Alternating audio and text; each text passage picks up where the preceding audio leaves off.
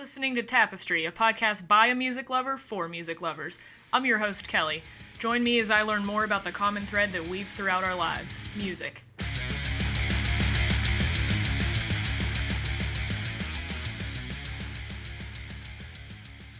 Welcome to episode 12 of Tapestry. Today's episode is a conversation with Shiva Skydiver, a three-piece rock band based out of Mount Pleasant, Pennsylvania. The trio took time out of their packed schedule playing shows all over town and beyond to talk with me about what it's like playing in a band with members born across almost 3 different decades, the importance of band chemistry and how it helps them play from feel alone, and how they ended up being booked to play a gig for a birthday party all the way in Austria. You're listening to the song Zeitreise from the band's latest album, Let Go of All You Know.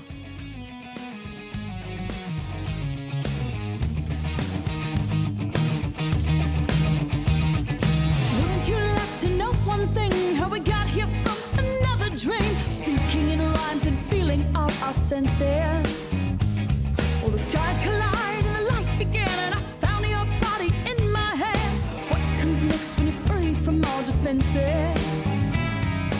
Isn't it such a mystery when the rain does... Thanks for having me. Yeah. All right, so yes. I'm recording live from Mount Pleasant with the three, I guess you guys really are the three official members of Shiva Skydiver. I'd say that, yeah. So why don't you each go around and just say your name, what you do, who you are.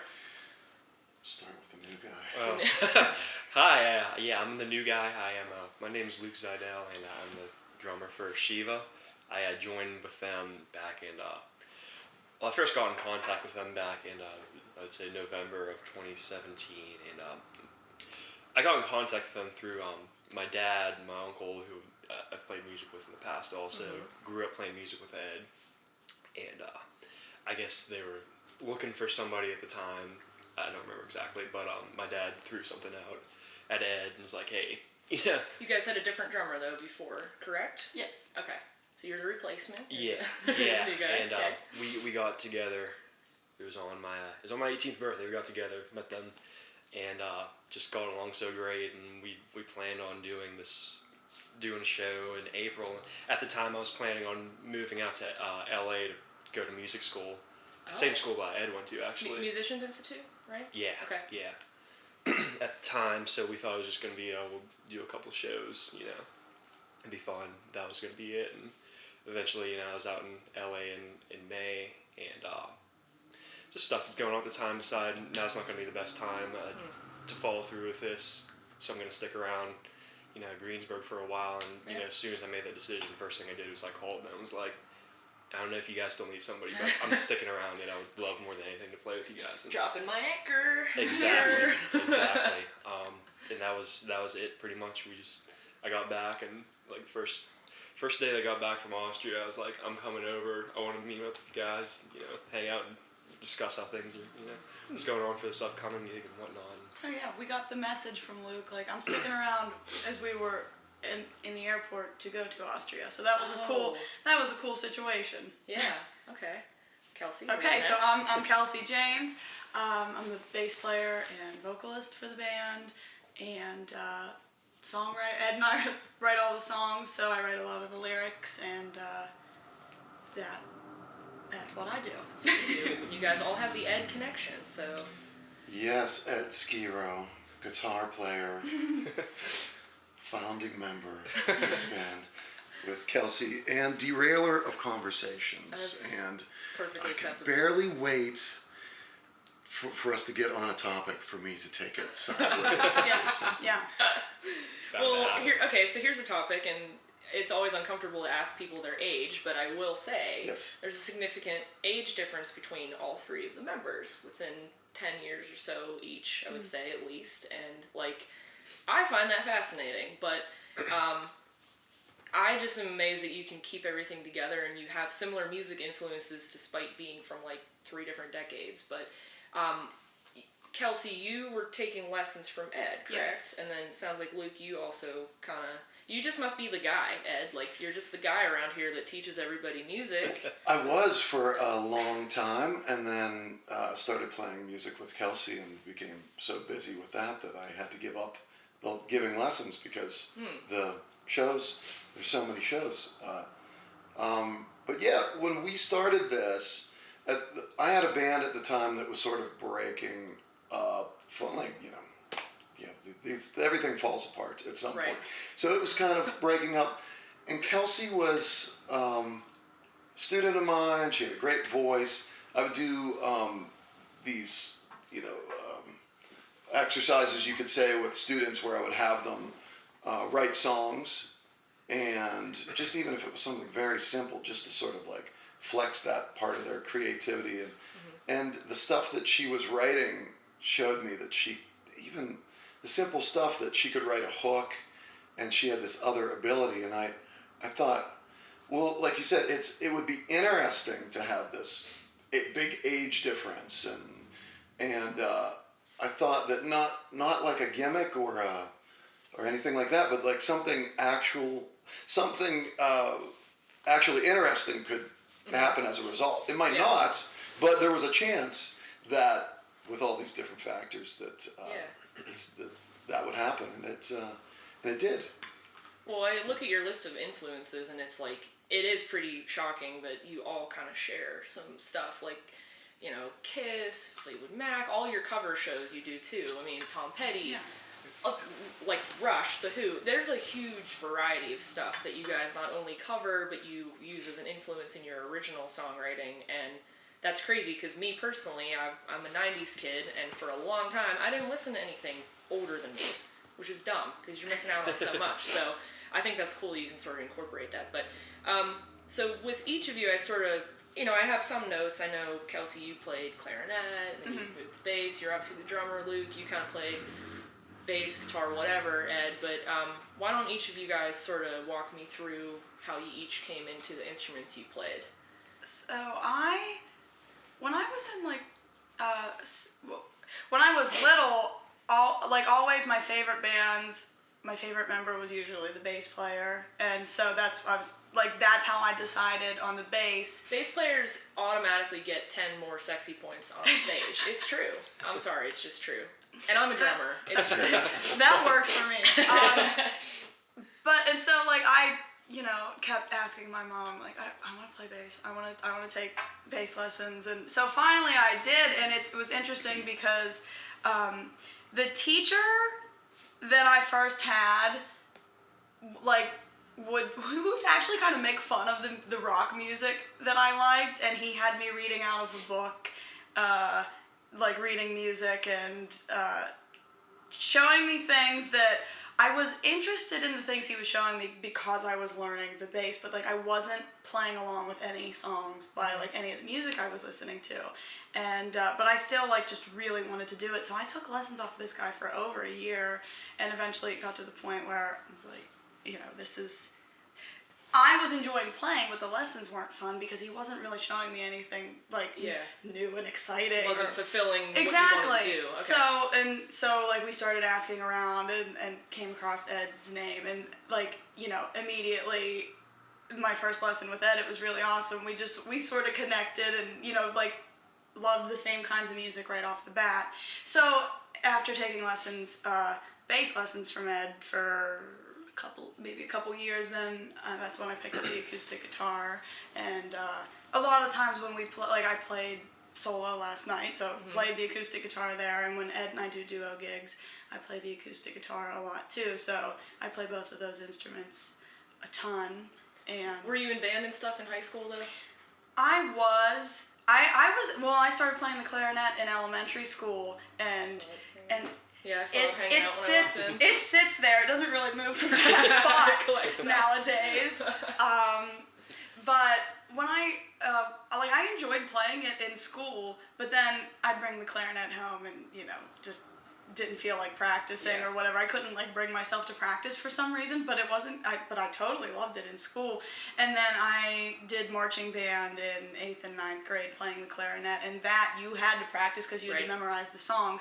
Couldn't get around it. So I actually, since I had to practice over the summer, became really good at sight reading music for the clarinet and everything. You should have joined my high school band because I believe we had a bass player who sat in the pit. Oh. Well, I tried bass in the pit.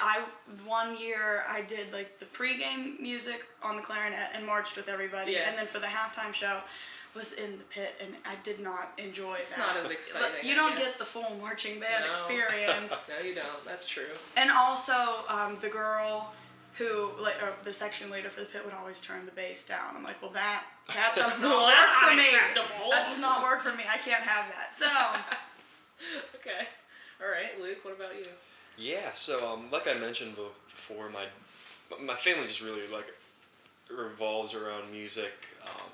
My dad and uncle then had this cover band, tribute band for the last 30 years and whatnot, and just the whole Seidel side of the family is just like always been playing music. So like that had a big part to do with right there. I started playing bass a little bit when I was probably like 9 or 10 or so, something like that. And I remember going to a sound check for one of their shows and just sitting in, you know, playing with the band. And that was a cool little first experience.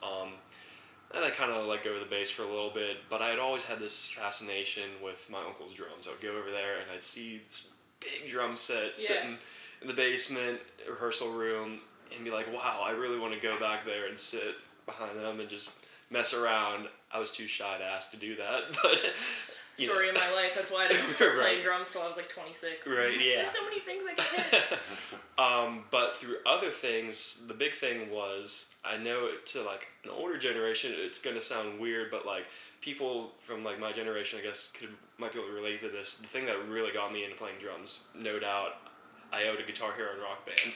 That is the question I Yeah. ask on every podcast, or it comes up on every podcast. Every person under the age of 30, I swear, if they didn't have an interest in music, or they felt like they couldn't do it, Eugene and I were just talking about this morning. He's like, why do you play a stupid plastic guitar with 5 buttons if you can play a real thing? And I'm like, you shut your mouth, because I essentially learned the coordination for drums from beating on plastic buttons. Absolutely. It still develops that important hand-eye coordination. So. Yeah, no doubt.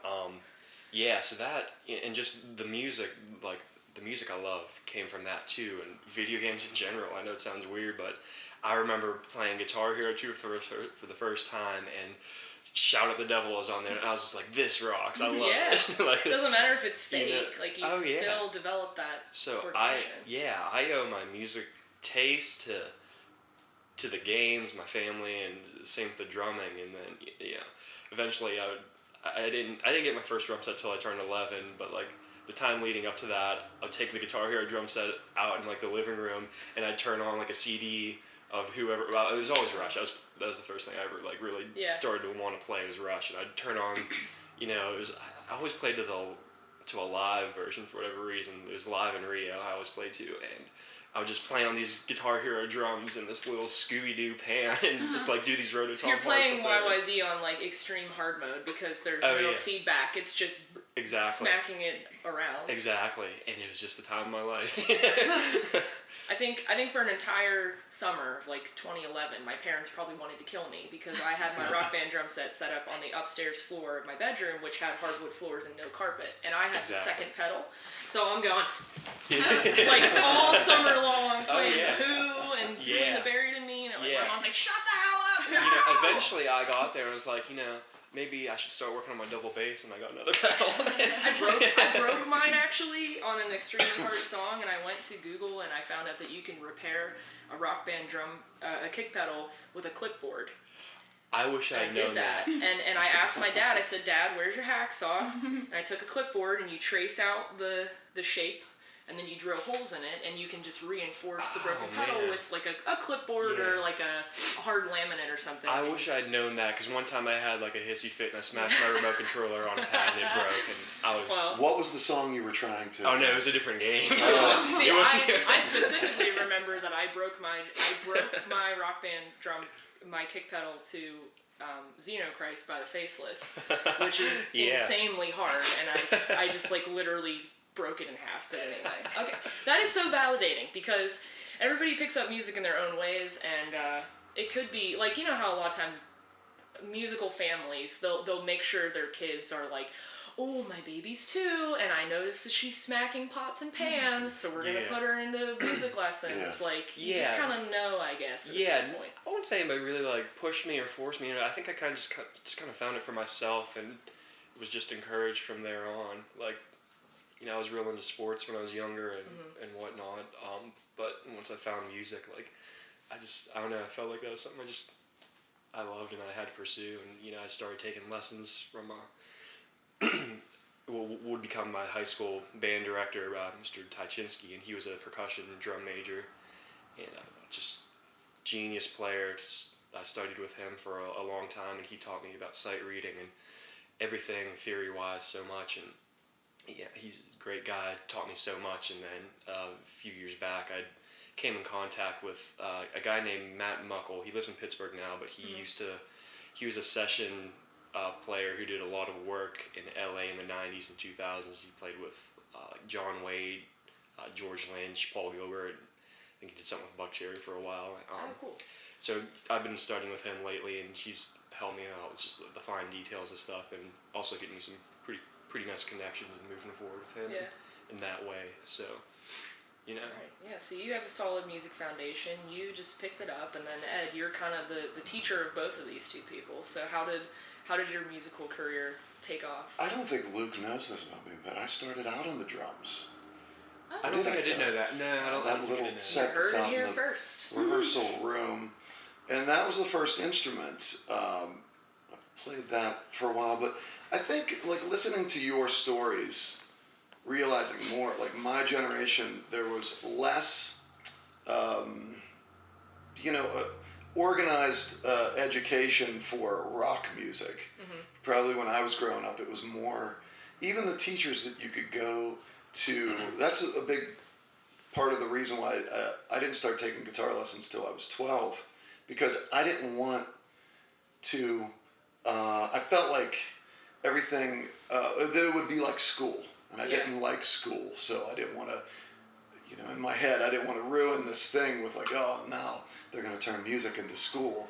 And or like they're not teaching me the fundamentals using the music I listen to. Right, exactly. So, I remember in grade school, taking drum lessons, whatever they would do with you then to prepare you for when you got to junior high, like to be in the marching band. And it was, now I think about it, it was really cool. I'm reading rhythms and learning how to play and read these simple rhythms. But at the time, you're playing this little pad, and it's not fun. It's not exciting. And there was no rock band and Guitar Hero and whatever at the time.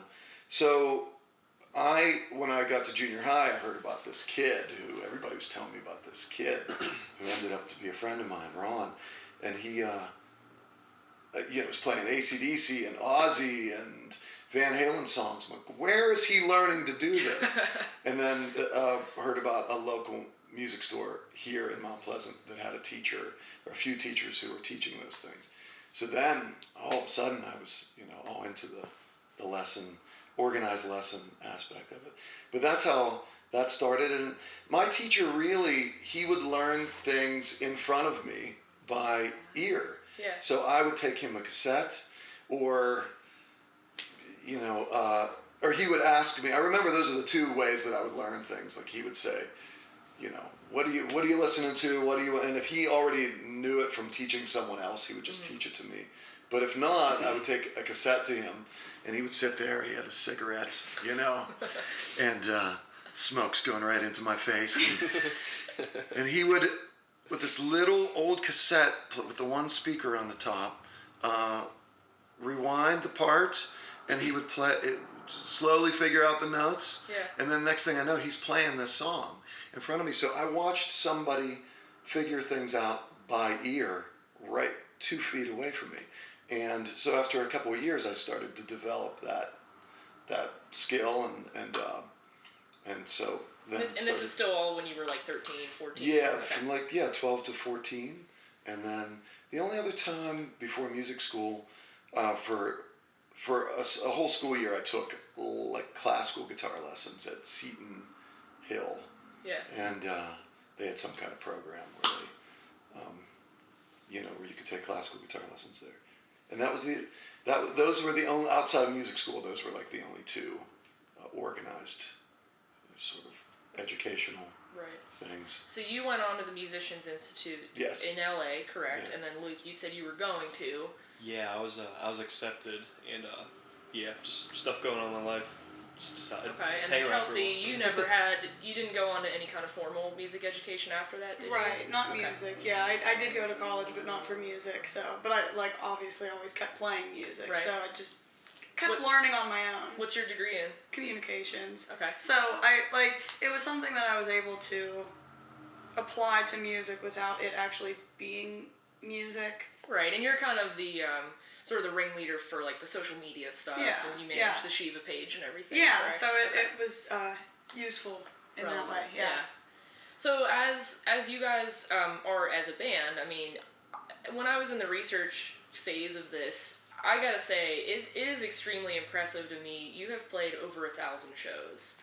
That's nuts to me, like truly. And you know, I don't want this to come across in a bad way, but your market out here, it's very rural. I'm driving through these little farm towns. You can't exactly, like, it's not like Pittsburgh where you can show up to the south side and there's 5 shows happening and you might just go, hey, I'm going to grab a beer and hop in here and pay $12 to see a show. You have to drum up a lot of market out here because the people you're bringing out, you have to get them to drive to your shows in Latrobe or Greensburg or whatever. So in doing that as a band, like, what would you say your big selling point is, and how have you kind of banded together to get those numbers? The fact that you're playing 1,000 shows, there's got to be something that's special and fun about you guys. I mean, I find you special and fun, but your market is just, you guys are like big fish in a small pond out here. How do we do it? Yes, I'm not even sure I know how. Yeah, I don't know if we know how to answer that question. I can tell you how it started when I kind of look at this band as having 2 starting points. There was the initial, Kelsey's a student of mine, and we start playing music together. And so we had a drummer at the time, and we did band gigs, and then sort of a product of your environment. And so, meaning the band gigs became less and less as things shifted towards the rock clubs closing down and less there weren't as many bigger rooms to do that.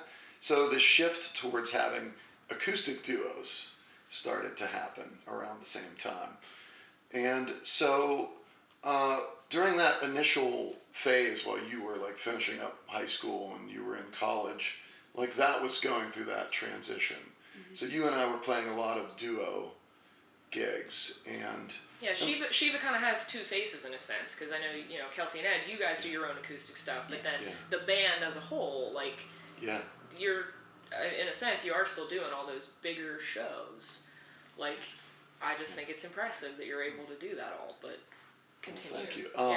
So I think along the way, we sort of, we started to get good. We weren't that great at what we were doing, like anything in the beginning, and we weren't picking the right songs, and we weren't always playing them as well as we could, or whatever. So like anything, we got to work that out in front of audiences.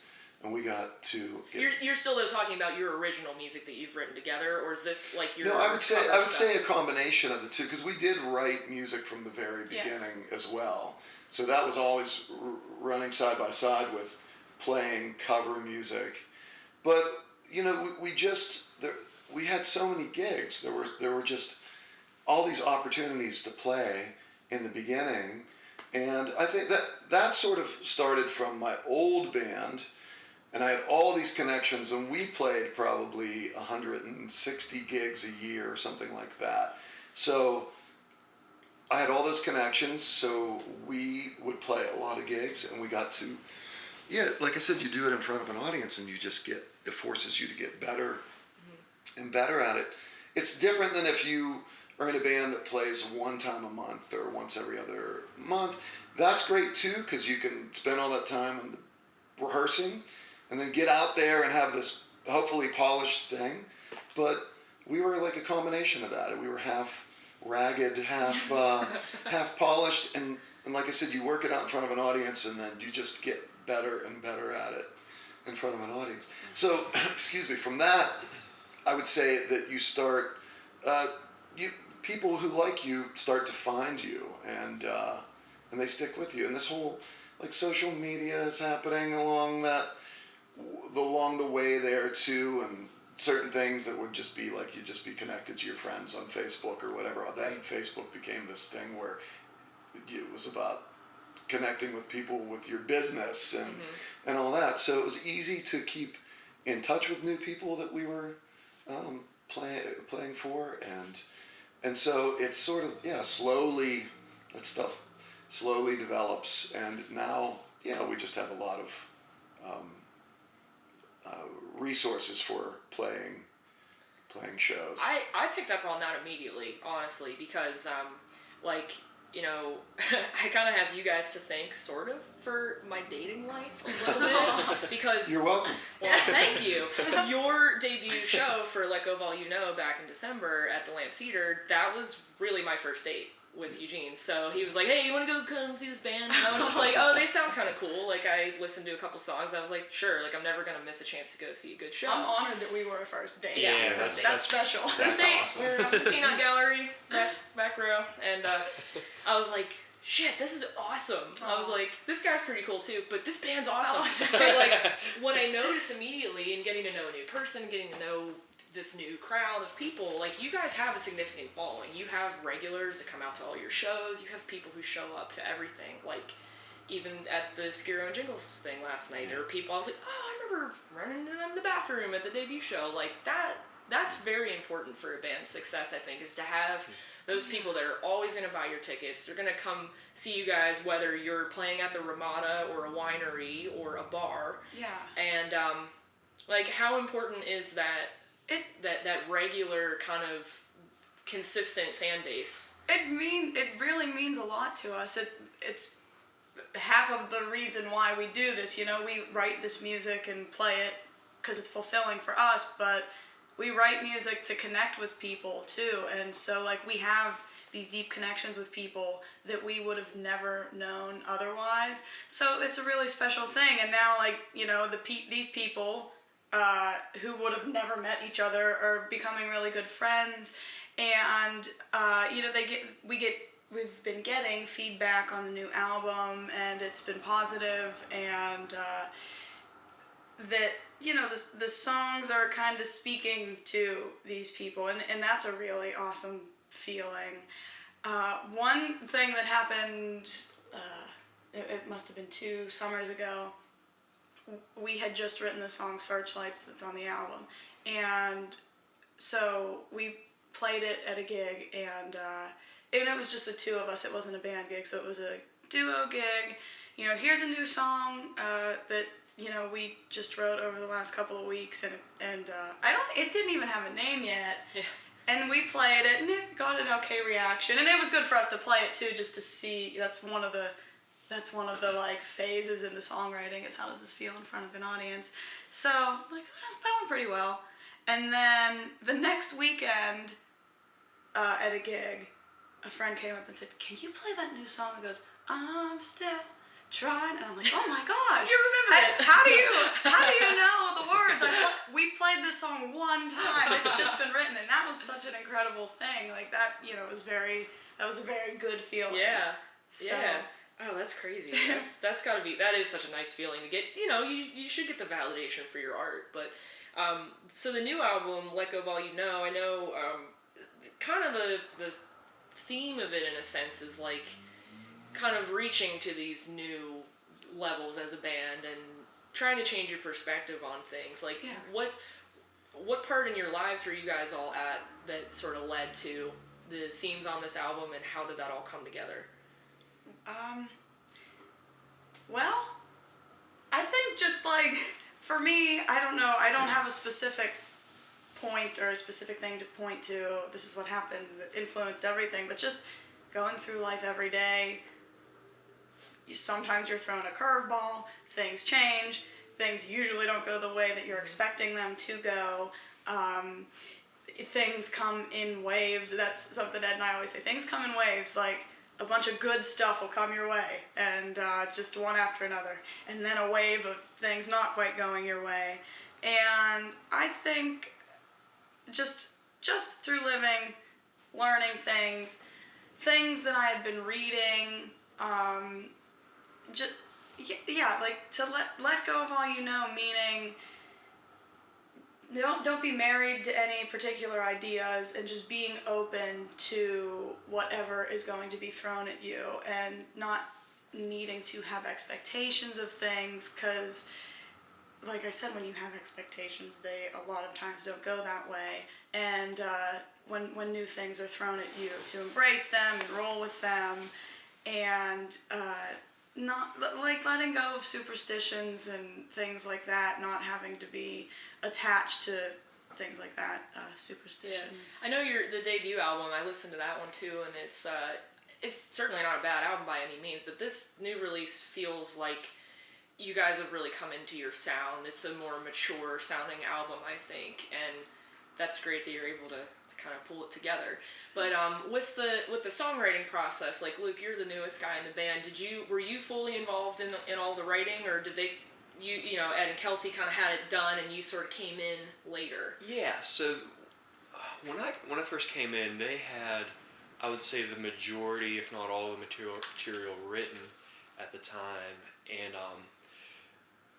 you know, I think they'd thrown together some just kind of drum machine demos and whatnot, just to give me an idea of, you know, how they want things to go roughly, and from there I just kind of put my own stylings on it. You know, like at the time, you know, I've always been comfortable with them, but as a bandmate, you know, you're always getting more comfortable over time, and I wasn't sure how they would feel about my style of playing. You know, Your embellishments, so to speak. Yeah, and I'm fine going either way as far as my playing goes. And you'll hear that throughout the album. There's songs where I really like to lay it back and keep it very straight ahead, and there's times where you gotta, you know, cut loose a little bit more and just, like you said, embellishments really and accents to the song. Yeah, that's the gist of it, I would say. Yeah, they had most of the material written. As far as the recording process went, you know, we had rehearsed the songs a good bit before going into recording, and we did that show where we played the whole album front to back before we started recording, let everybody hear it once, and you know, it's kind of like our final chance to, I don't know if I'd say final chance. Yeah, like work out any kinks, kind of. Yeah, in a way, like that. And I was still getting so familiar with the songs, and I'd always loved the songs. And then finally we got into the recording process, and like it was a really weird like point in my life, like personally, and like that's what I'll always like associate with this band in a positive way. Like I'll never forget that time in my life, and what the songs meant to me in the recording process. It just like sticks in my mind, and I think through what I was going through in my life at the time, and it really helped me like put what I was feeling into the songs in each track, and I feel like I could just remember like how every track went recording wise, and just remember how I was feeling at that moment, and like I just relate to the songs so well, and yeah, I'll never forget that, and that's what's so cool about the project. And yeah, you can kind of like insert your own meaning into each little piece. Oh yeah. Take that with you, I guess. Yeah, and it oddly enough, the things that were going on, it does relate to kind of what was going on, the theme of the album, which is the irony of it. Like the songs were already written. Like they just sort of shaped up and it just kind of added to the shape of it, and that's what's really cool about it. Yeah. Ed, did you kind of have a personal connection to some of the lyrics, or like how did you kind of guide that whole process? Thinking about this, I think the first album, Kelsey wrote all the lyrics, but I would like you know, we would sit down and talk about, okay, getting from this part to that part, maybe some different words there, say the same thing, but some different words that might sound better as a cadence going through there. So I would have suggestions and maybe offer, I can't even say a lyric, it's sort of like just playing off of what you had already written. Mm-hmm. Maybe offer some different words there or something. But this album was completely, I had nothing to do with any of the lyrics whatsoever. And we always talk about the way things flow and that sort of thing, or like again like a word here and there, but this was lyrically completely you. And again, as you were talking, I was thinking about how so many phases of this band where we didn't have a drummer, we started Yeah. out with a drummer, and then maybe some other people came along. But we never really had or I shouldn't say we never had, but there would have a drummer, not have a drummer. That allowed us to not have to. You think about a band that has the same lineup from the beginning, kind of finds a sound and then sticks to that. We had all these phases where we weren't stuck to anything because, before Luke came along, we're like, well, we're doing this album with a drum machine, I guess, because we don't know, any drummers. And not that we wanted to do it that way, but you just use what you have. Yeah, this is what we have. So That's the way it's going to be, I guess. Right. So along the way, I realized, like, musically, it's not like we're stylistically we're all over the place or something, but I don't feel like, oh, it has to be like this, it has to sound like that. Yeah. There's a style there. When you think about like metal or different styles where, well, we can do anything we want, but it can't go outside of these parameters. Yeah. And I just don't feel that with this. And now with Luke in the band, it feels like we can even more so sort of be more free to where we can go musically. And I think about people like Bowie that would change styles from album to album. Usually they're solo performers Right. who have that license to change styles from album to album, and bands are very rare that actually do that. You think like Radiohead does that, I guess. Or when they do, people get really mad about it because Right. they don't sound the same. Well, what do you expect me to do? I'm trying to progress and make fulfilling music. yes. Yeah.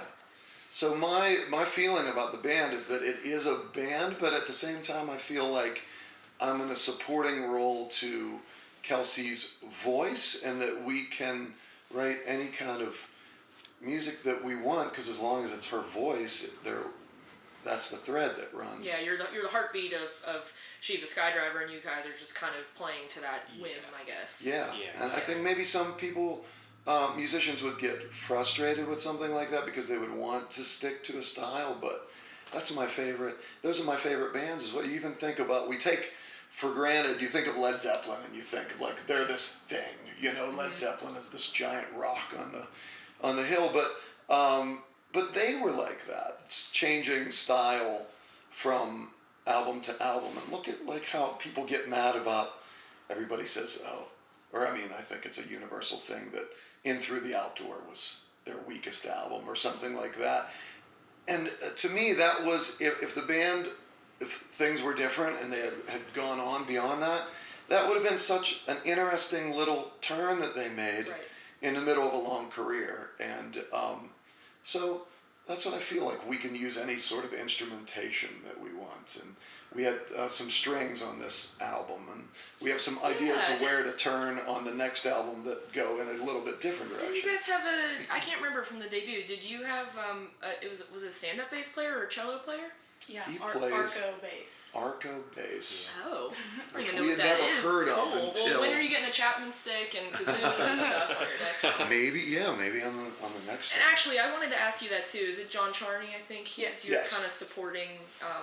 What's his role? Is he officially a band member? Is he kind of like your live He session is. guy? When we do the bigger band shows, from the album, there are tons of guitars on the album, and Charney is excellent at filling in the sonic space, and he and Ed play well off of each other guitar wise. So doing like I said, bigger band shows, and when we're doing stuff from the album, he comes in and helps to fill that stuff up.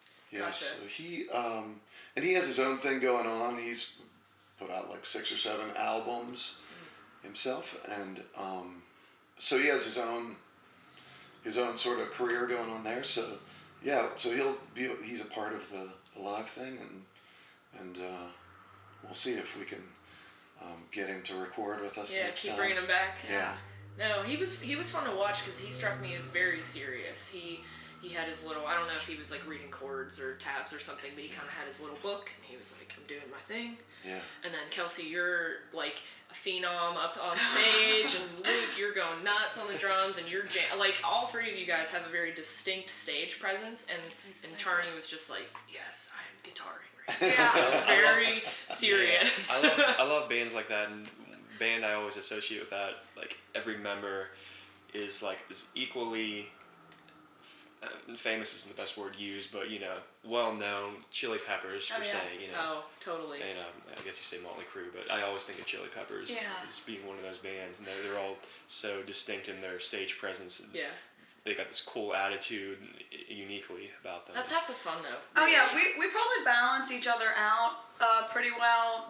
Well, Ed and I are very much like, that part is going to go as many times as we feel like it going in that moment. Yeah. Maybe 8 times, maybe we'll take it through 11 times, we'll see. That's the hallmark of a seasoned musician. That I can say this last night. I can say on record that I totally botched singing Californication by Red Hot Chili Peppers with you last night, Ed, but it didn't really matter because, one, who cares?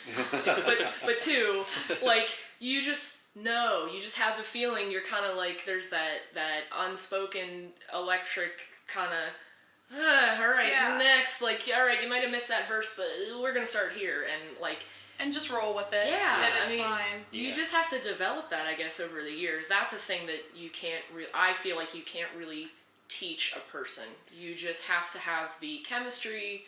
That's what's so important about playing out with people. Yes, I mean, yes. You can play in a room all you want, you can jam all you want, but when you get up on a stage and you're able to just sort of look off to your left and be like, okay, there we go. Yeah. Like, how do you develop that?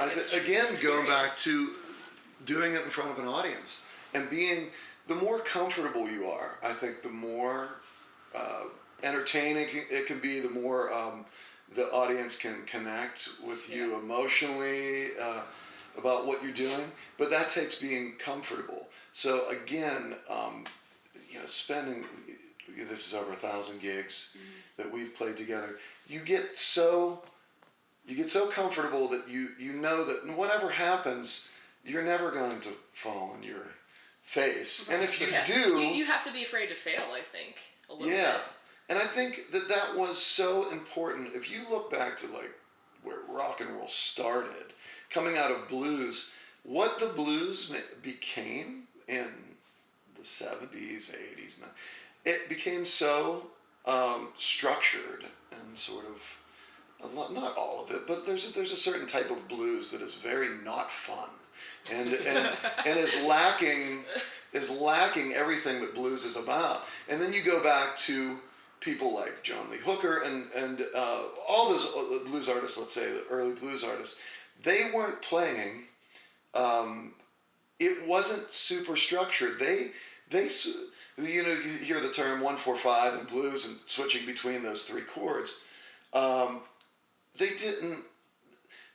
would move to the next chord when they felt like it, or the leader, and the band would follow the leader. And getting into the rock and roll era, people like Chuck Berry, the thing that the musicians around him threw their hands up around, like he might play the song in a completely different key, and he might keep up. He may switch between those chords. Whenever he felt like it should go to the next part, as opposed to we're going on stage and we have this sort of square thing and we're playing to this grid and all that. And so somewhere along the way, that danger got, sucked out of it, where it became more and more regimented. So I don't think those are extreme examples that I'm giving, because that is truly following the leader of the band and their whims. Bob Dylan would do things like that as well.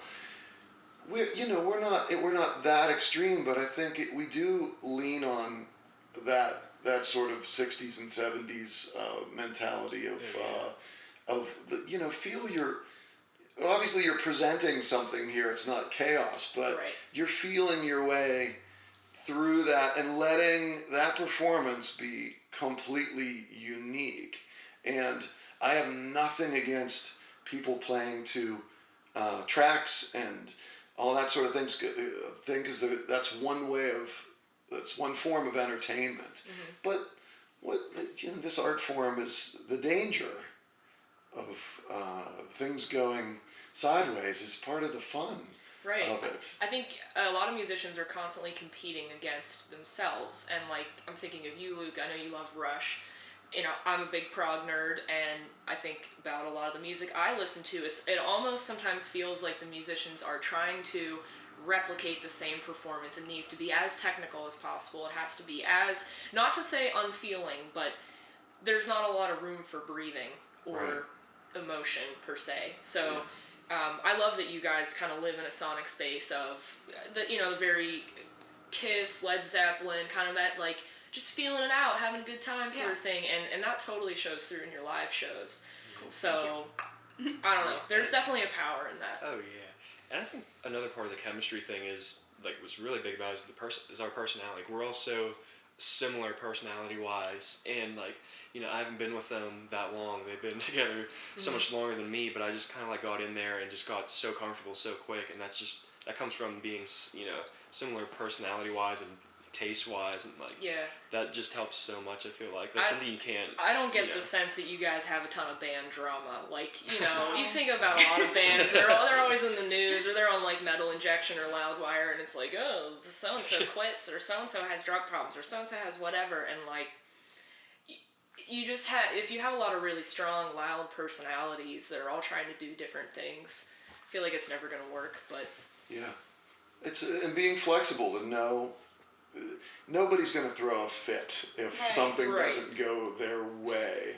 Yeah. And if you have people that you're working with where you're leaning their way and they're leaning your way, and you're not wrapped up in expectation all the time about things, I think that gives room for interesting things to happen. And it goes back to what you were saying earlier about the audience and cultivating an audience, and people see you do that enough, they keep having this emotional connection to what you're doing. Right. And that's just such an important thing. I don't know how bands exist that only play once in a while, because I think how do you even find people? Obviously, our music history is full of you think about the way it used to work, where a giant company like Warner Brothers would find a band, and then through marketing and everything else, let everyone else in the world know about them, and then they would show up in your town. You've never seen them in the flesh before, but already you have an emotional connection to what they do. And I feel like the way we do that on our little, in our tiny universe is being out there in front of human beings and playing all the time. Yeah. And I would just think that any band, no matter what you were doing, only playing your own music or whatever you're doing, that you should be out there as much as possible. That's how you make those connections. You guys are having the FaceTime that a lot of bands don't. That's interesting what you said there, though. I took drum lessons for like a hot minute. Like I really took like 4, but the guy lived like an hour away, and I already was like, I'll just find someone closer. But he had the great privilege of being in Pittsburgh in the 70s when bands like Kansas would come through, or The Who, and nobody knew who they were. Right. Yeah. And he would just go to a bar and be like, oh, there's this bill for this band called Kansas. Yeah. Oh, tickets are $3. Okay, cool, I'll go check them out. And then just, boom, overnight they blow up. Yeah. And that is like so fascinating to me. You can't possibly know what your future is going to be as a band, but I think all you can do is just try to keep doing what you're doing and just get that face-to-face connection, because you're right. You can't, if you don't go out and play often, you have to just hope that people are going to find out about you and go, oh, I got nothing else to do on a Thursday night, I guess I'll show up. And I'm a big music discoverer, so I'll go out and take that risk. Mm-hmm. But as people's resources and time and money get more and more scarce, you have to promise them that you're going to deliver something they want. It's gone are the days of Sony calling you up and going, hey, I heard about you guys. So what's kind of next on your radar for that front? Well, we've already started writing new songs, so hopefully we'll get to start recording a couple of them here soon, putting out new music this year. We have our trip to Europe planned. Yeah, I was gonna ask about that for sure. And well, those are the two things we're sort of focusing on right now. Always focusing on the new music though. Mm-hmm. So yeah, the Austria connection is really interesting to me. So I just want to pause there and ask you guys about that, because that is just such a cool thing. But wasn't it like somebody you guys knew from a show where he was a steel worker and had family in Austria? Yeah, or something? the way that this all started is really cool. So Mario was working at Latrobe Steel. He's from Austria, but he was here working at Latrobe Steel, and met us at a brewery. And I think you sort of started talking to him. So talking to him, and I'm like, what is that accent? Where are you from? Who are you? Yeah, what are you doing here with that accent? And he said he was from Austria. Now I've had this connection because my great-grandfather, his papers were from Austria. He came here from Austria. And so we started talking about that, and Mario we would see him everywhere, everywhere within like an hour and a half of here. He would Mario would just show up. Shiva super fan. Yeah. and so because of my family connection, he would say, you need to come visit the homeland sometime. Yeah. Now, people, 1,000 times in your life, people offhandedly say things like that, and you're like, yeah, that would be great, and then nothing ever comes of it. Mm-hmm. And last year, well, I guess we went last year over there, but leading up to that trip, he had a birthday coming up, and his wife said, do you want to have a party for your birthday? You never want to have a party. And he's like, yeah, we can have a party. Okay, good. Do you want music at your party? He said, yeah, I want Kelsey and Ed to play. So that's you better get your passports now. Yeah. Yeah. So that's how it started, and it was just as strange to us. It was crazy to us as it sounds to everybody else, but it was as simple as that. And we went over and we just played, four gigs? Yes. And did a couple of other things, like a radio interview and performance, and went to a school, a junior high, and we did a music presentation there. Yeah, you guys kind of have a history of like the philanthropy side of it too, because didn't you do something at Connellsville also? Like actually, we've done a handful of things like that. Our friend Krista Boyer, psychologist, she teaches at Carlo and at Chatham. She'll do graduate classes on mindfulness and music therapy and art therapy. So we'll go in and so when she has her music session, we'll go in and just like talk about our creative process and benefits of writing and playing, and so then we'll all play together, take percussion with us and just do sort of like a percussion circle, and it's always cool, people who are like, I'm not musically inclined, I don't know what to do, it's like cool to just, they can get thrown into it, because there are no right or wrong answers when you're doing things like that. So then we went to Connellsville High School and did a session there where we talked about music therapy a little bit. So we help her, like, obviously we aren't qualified for like the therapy aspect of it, but working with her together. So she's got the therapy covered, we've got the music covered, and then, so this group of students, we sort of like talked to them, did some question and answer with them, and then all played together, and that was very cool too, because some of them were a little bit hesitant. Some of them were very excited to like just jump right in and play, and some of them were a little bit hesitant, but even the ones who were a little bit hesitant at first totally got into it, and as we were all playing drums together, like just, you could see it in their face that they were totally carefree in the moment and really enjoying it. So it was very rewarding for us to be a part of that and sort of help provide them with that moment. Just being able to like enjoy music. That's important. I mean, that's why I started this podcast, because I'm like, I love music, whether it's making it or performing it or just experiencing it. And a lot of people, I've talked about this a lot this weekend actually, a lot of people like to self-gatekeep, myself included. I'm like, I'm not really a musician. I don't know. And someone's like, shut up, you play music, you're okay at it, like, you're a musician. Like, that's important. And I think that's kind of cool that you guys have a secondary avenue for your music, and it's not just the performance part of it, it's the awareness part of it. Yeah. It's very cool.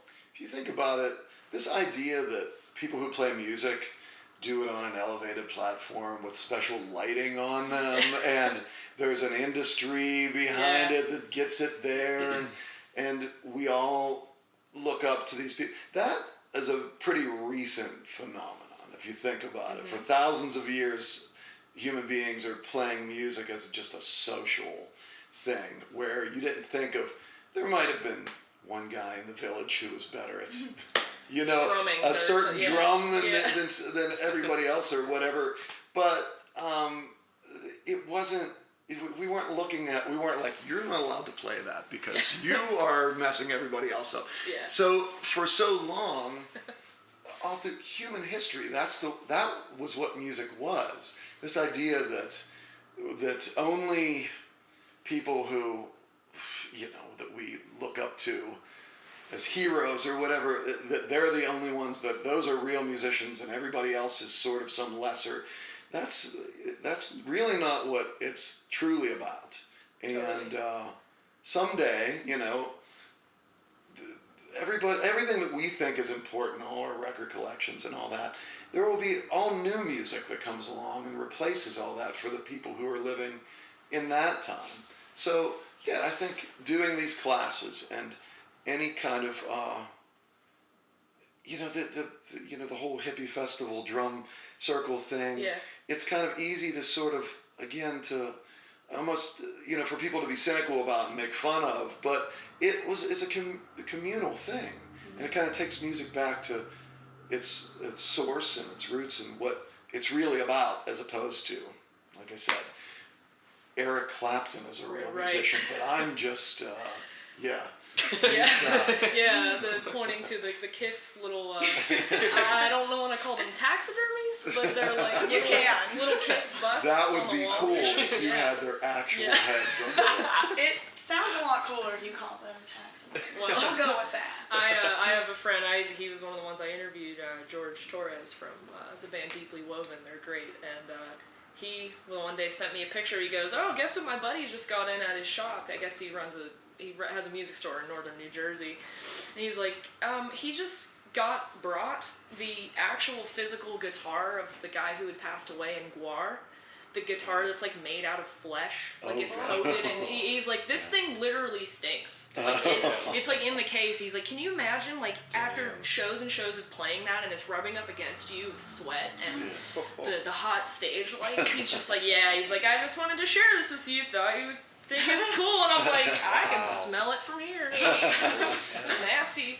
But you know what, Luke? Do you listen to Protest the Hero at all? I am not familiar with that. Dang, okay, because I'm just thinking that's my favorite band, but they have a great song called Underbite, and it's all about this this platform, like metaphorically and physically, the platform that real musicians, put themselves on, and just how bullshit that is. Oh yeah. And how a lot of bands feel like, you know, they're literally looking down on their fans, like, you're just some stupid kid. You're just here, and I really hate that whole gap. Yeah, like my thing as a drummer and like what I want to do with my career is like I want to be what you would call, I guess, a session player, studio player, etc. And like to be that, you kind of have to get over the idea of what we're talking about being this huge rock, identity that everybody knows, and like, you know, you just gotta kind of play down to what you really are. Right. And you particularly, I mean, your kit is nothing to sneeze at. I almost want to ask you how much that freaking thing costs, because you are like Neil Peart style, like enclosed in this giant cage of accessories and drums and, you know, cymbals and all this stuff, and it's easy to look at a person like that and go, oh, well, he's, you know, he's this fantastic drummer. I mean, you are, but it's like, oh, you're just this larger than life persona, and I don't get the sense with any of you three that that's anything what you're into. Yeah, no, and I think a lot of I just saw something the other day. Somebody posted, you know, professional drummer, picture of this small drum kit, garage drummer, this big kit, like I play. And it was interesting. I thought about it a little bit, and yes, I know I do play a larger size kit, but I don't like to I don't know. I don't like to think I use it inappropriately. Like I like to think that having a large setup is important because when you need something, it's there. Mm-hmm. Not that you have to smash every single you need to have the discipline to know when to use it. Is the thing. Yep. I went through school playing jazz on a little 4-piece kit and studied that way, and it's good to know how to play around different styles of setups and whatnot like that. But right. Restraint is important. Yes, I guess. Yeah. Well, like people love to make fun of Meg White as a drummer. Right. She plays 4 on the floor, basic stuff, but does it suit the song? Yes. Yeah. I would argue that it suits their songs very well. Are you a millionaire? No, you're not. It doesn't really matter if you're serving the song, if you're creating music that's engaging with your audience. That's really what it's all about. Absolutely. And part of it, she's one of my favorite drummers. And some of my other favorite drummers are Stuart Copeland and Stephen Perkins and Neil and people who use all of that like Luke uses it. I think we keep the term that keeps coming up is he's brought this rhythmic sophistication to what we. And he interacts with the lyrics, and it's not this stock thing from, part to part of the song. But Meg White is one of my very favorite musicians ever, and I completely understand why some people can't wrap their minds around that. But it goes back to what I was talking about earlier. 2 people on stage, and Jack White can come out and no set list and completely play off with the way he's feeling, off the way the audience is interacting with it. This next song he picks, it depends on the mood that's like circulating. It's this whole environment where the band and audience is completely connected, and she was the absolute perfect person for him to carry that plan out. And everything that she plays feels good. Yeah. It makes you feel good when you when she's playing and orchestrating things with him, and he's cueing off of her and leading her in different directions. And how to somebody playing to a click track or someone who's playing has a view of what proper drumming is, you'd have never ever heard of Jack White's if that was what he had to use, because it would have again sucked all the life and everything interesting out of that dangerous in the moment. He doesn't play element. by the rules, ever. So. And that's what makes him. And even we saw him last summer, and the way he does that with like a 5 or 6 piece band or whatever he has now. It's like he has a bunch of Meg Whites around him, and they're all watching him and playing off of him. And she would, that wouldn't have been possible for him to do or get to in life without her. Like she was so I will completely, I don't like to argue about music because everything is like what you like, and you can't explain to someone why that shade of blue is better than that shade. But the Meg White thing does kind of drive me crazy when people put her down, because I feel like they don't understand the essence of what rock and roll, where it came from to begin with. You can not like that kind of music, and that's up to you, but to say that it isn't as valid as what the guy from Dream Theater does or something like that, to me is insane. Yeah, I had to kind of get over that, because especially as a woman who plays drums, I want to look for female idols, and it's easy to be like, Meg White's a terrible example of a female drummer, when there's drummers out there like Annika Nils or like Sophie Alloway or all these other great female drummers. But it's a dumb way to think. To me, I think it's a dumb way to think about music. It's like, does it speak to me? Yes, great, it's perfect. That's what really happens. So, for each of you 3, who would you say personally is kind of your main influence, if you had to just pick one person? I don't know if any of us are capable of that. You can You'll throw hear a couple But out, but I will say, because probably for Ed as well, for me, Is it Led Zeppelin? it's constantly changing. Oh, okay. So I will tell you right now, it is John Frusciante from the Chili Peppers. Yeah, from Chili Peppers. His solo stuff is so interesting. I think like watching him perform, obviously listening on the record to what he does, the way that like the solo stuff, the way that he would interact, with the other guys in the Chili Peppers, and even just like listening to him talk in interviews and things like that, completely fascinated with him, love what he does musically, the things he does speaks to me musically, so right now at this point in my life, it's John Frusciante. And I have a bonus question for you before I ask you guys. I was asked this, the question I asked my last guest was when you're a multi-instrumentalist, do you feel more like A or B? Do you identify more closely with being a vocalist or being a bass player? I don't know. I don't think You don't need either. to have an answer. I don't think that I specifically go with either. It's just, I think it all exists together in what I do, like the singing, the bass playing, play the guitar as much as I play the bass a lot of times. Yeah. So, and writing too, I think I wouldn't pick one, it just all exists together. That's fair. All right, fair So I answer. have a question for you. So if John Frusciante is your current musical hero obsession, what would be, if you had to point to somebody, big picture. Ed's showing me up asking better questions. Because I sort of have an answer formulated in my head about this. There are people that you can point to that I keep going back to that person again and again and again. But my current obsession, is so and so. So what would be your big picture inspiration? John Frusciante. Because I would say Shut down. my big picture person would be Jimmy Page, because he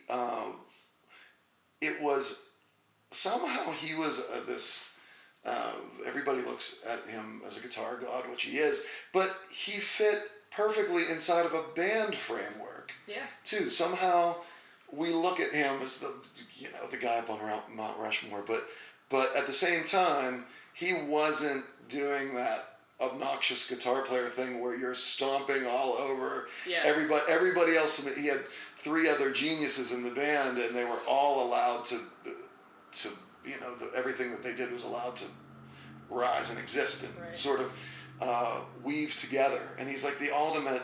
Well, I don't want to say ultimate, because I think of like guitar architects. The 3 big guys for me would be Jimmy Page and Jimi Hendrix and Brian May. The way they weave all those guitars together to be the perfect thing that happens in the song. But like the current, Johnny Marr is my current musical obsession. Is he a solo artist or? He was in the Smiths. Oh, okay. And and I think he's been, I don't know when the Smiths broke up, probably in the 80s or something, but since then he's played on a lot of different records, but I think for the past 10 years he's had a solo career. But he's a great guitar architect, orchestrator, but he's not like a solo guy when you think of like guitar solos, like Jimi Hendrix playing a guitar solo. Right. Johnny Marr is more of a chordal person, in the way all these different things chime together, and that would be on the album we just made, who I was listening to a lot and trying to incorporate and going into the new round of music as well. And Lindsey Buckingham as well. He's another, again, in that sort of style of just weaving all this guitar together that's incredible. So the next album is going to be like freaking bomb, basically. Is what I'm hearing. But, yeah. Okay. Well, I hope so. Yeah. Luke, what was your answer there? You know, I'll always say, Neil Peart is my drum hero. The reason I got into drums, You are wearing a hat. Someone like his hat. similar. You could say that, yeah. I should get one of those. No, I shouldn't actually.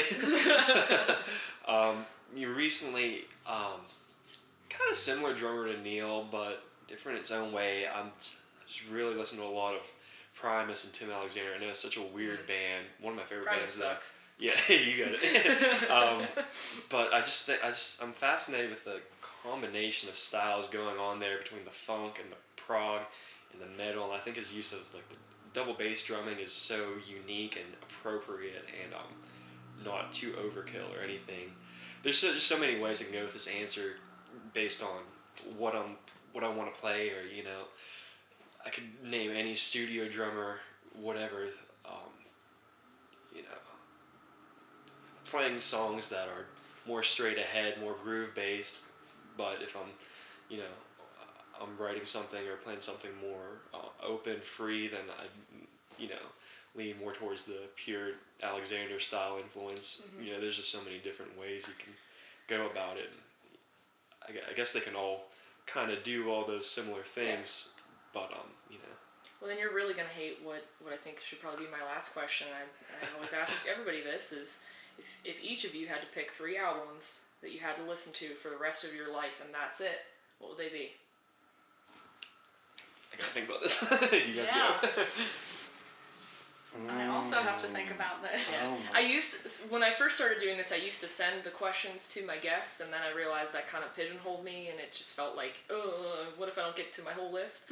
But then I was like, no, I'm the total asshole, because that's a hard question.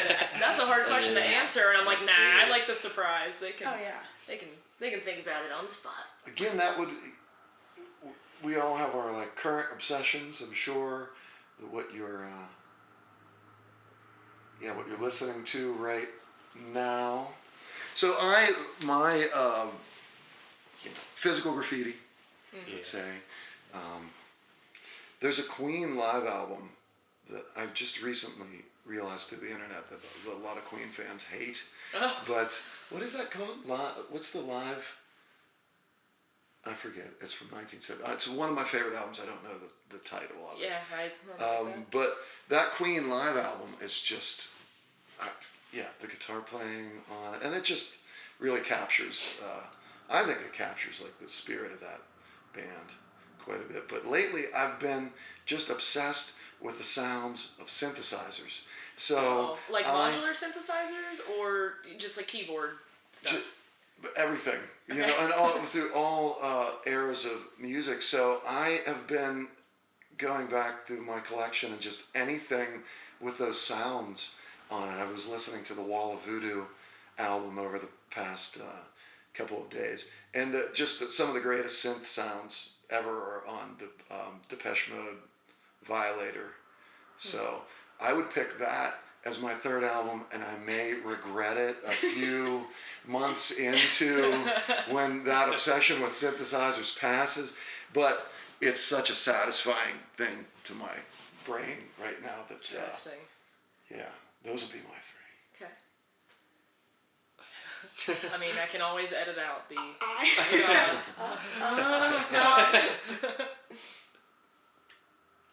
Pearl Jam 10.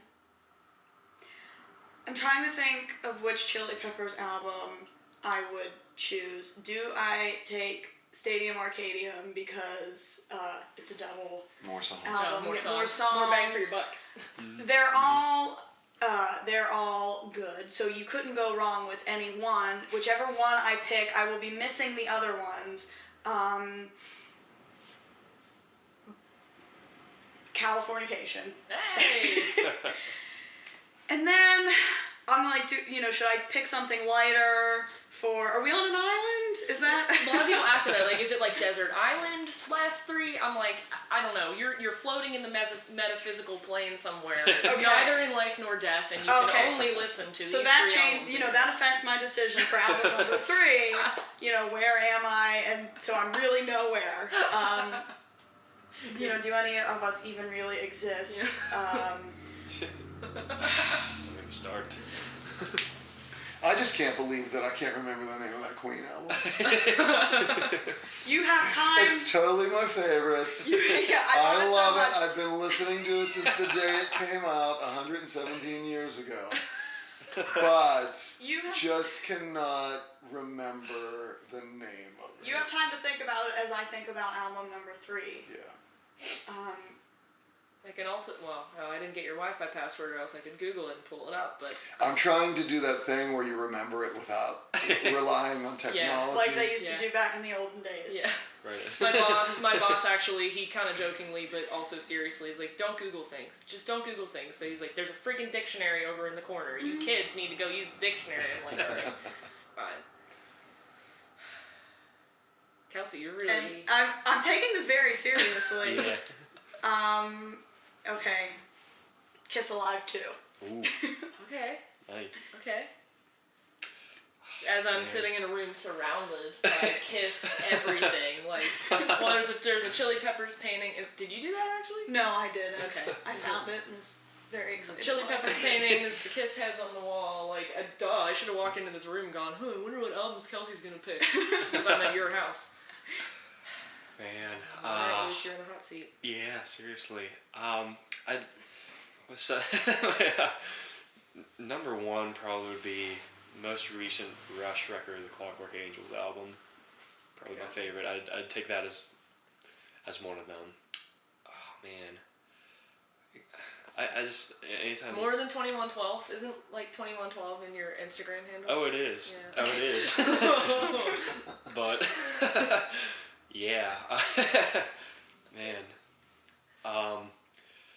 It's weird. I always blank out when I start thinking about stuff like this. But my next picks probably be albums that aren't as heavily drum related, or I listen to and just engulf in the drums. I'm gonna have to go with a Alice in Chains' "Dirt." It's one of my favorite albums. I know that's very different than what we're talking about, but that album just I can never stop listening to. Never gets old. Oh my god. I'm trying to think of something a little bit different than that. I have an idea, but it's... Hey, if you like it, you like it. I just always like to see how people answer this question. It's not a competition or anything. Yeah, I guess my idea, I'm going to say that something a little bit different, King's X Dogman album. Okay. Yeah, isn't that kind of like power metal, sort of? I don't even know how to describe it. It's got the heaviness sort of grunge, but it's got these old school soul, lyric approach, and it's somewhere between Jimi Hendrix, the Beatles, Alice in Chains. I don't even know how to describe it, but... Might look that one up. That sounds interesting. Absolutely. You can breathe now. Okay. Thank you. We've never taken anything as seriously as we just took I that. do take that I know, so seriously. that's a rough question to answer, but... Queen Live Killers is the There you name. go. And let the record show that I did not pick up a phone or any sort of device. I'm not wearing Google lenses or what. Who used to make the things? Google Glass, yeah. Google Glass. Never got off the ground. Oh, I thought I was losing my mind there for a second. Oh. Well, you did it. Thank you. I watched you not pick up a phone and Google that, but, well, do you guys have any questions for me? What are your 3 albums? Mine always change, and I think I answered this in episode 3, but my number 1 album would be Fortress by Protest the Hero. Highly recommend them for you, Luke. They're prog metal, but insanely influenced a lot of my taste. That's my favorite band. Number 2 is probably Speak for Yourself by Imogen Heap. I think she's like the most insanely multi-layered, talented vocalist out there. I love the sound she makes with her mouth. They're great. Like she's one to look up if you don't know her for the synthesizer stuff, for sure. John Paul Jones worked with her, so that's how I know. I know her music through. She can just make anything sound beautiful. And I used to really love Circus Survive growing up, and that was just a band that made me understand, like, their singer Anthony Green is a really unconventionally high voice. He kind of sounds female almost, but he has that grit to it that's just so insanely weird and cool. It's probably on Letting Go by Circus Survive, but those are my three I'm sticking to, just because, like you guys said, it's so hard to actually choose I can answers change at for any moment. that. I mean, it could be like by the week. I've been listening to all kinds of weird stuff lately, and it's been changing my whole perception of, like, what do I actually like. Oh yeah, and just by playing with them recently, like, I've just picked up so much new music that, I mean, older, albeit, but like stuff I never knew about or never even thought I would enjoy as much as I end up enjoying. The Fleetwood Mac stuff, the Tom Petty stuff. Yeah. Oh yeah, and I didn't even ask that about, like, you guys go out and do all of these crazy cover shows. The one on Friday, you did it an 80s cover thing, 80s, right? Yep. What was your set list like for that? It was a dance party. Oh yeah. It was very MTV. Yes. The two Neon. For 2 years we've been covering albums from beginning to end, and then doing a set of so we'll cover an artist, we'll do an album, and then we'll do more of their songs in the second set. But this was the first idea when we thought, okay, let's get away from that and let's do an era. And you think about the 1980s, and if you bookmark that on the calendar, all the different things that happened in that, when we look at things just as a decade, and when we did a show in November, we realized, this is something you could do for the rest of your life, and not really scratch the surface of it. So I would say, it was like sort of an MTV theme, though we did do a Jim Carroll song, and what else? And we did 9 to 5 by Yes, I was going to say Dolly Parton. So showing that the 80s, all the different avenues that you can go. Not just like synth pop rock 80s. Right. Like there was a lot of other stuff that came out in the 80s, but it's not what you think of. I gotta make it down for one of those shows. That'd be really fun. But I hate that I live so far away. But anyway, well, thank you for letting me come in your house and ask you a bunch of questions. Yes, thank you. Thank you. Thank you so much. One quick comment before I do the outro. I just wanted to apologize for all the background truck noise. Kelsey's house, where I did this interview, was right off the main drag in Mount Pleasant, and when I got home and checked everything, I'm like, oh shit, there's a lot of road noise, and I only have a limited knowledge of EQ and stuff at this point, so I'm hoping kind of each episode, as I learn, I can apply more and more of those magic things that happen in post-production so that your listening experience is a little bit more enjoyable. Again, you've been listening to Zeitreise, and I hope you enjoyed my conversation with Shiva Skydiver. These guys have a really fantastic website, actually. It's just www.shivaskydiver.com. You can find their packed event schedule coming up on that website, and all of their stuff is also available now on Spotify, iTunes, anywhere you find music on the internet. But please do go check them out and keep your eyes on them for more stuff. So, as always, thanks for listening.